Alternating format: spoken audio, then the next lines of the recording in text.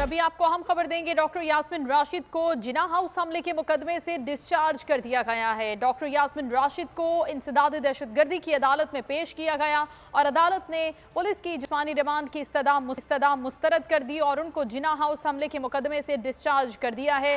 Doctor Yasmin Rashid के हवाले से आपको अपडेट कर रहे हैं। 9 मई के मुकदमे के हवाले से अब उनको डिस्चार्ज कर दिया गया है। अब्दुल रहमान बोल न्यूज़ के नुमाइंदा हमारे साथ है, उनसे जानेंगे मजीद। जी अब्दुल रहमान। जी बिल्कुल, लाहौर की इंसदाद दहशतगर्दी की खसूसी अदालत ने डॉक्टर यास्मीन राशिद को जिना हाउस हमला केस से डिस्चार्ज कर दिया है।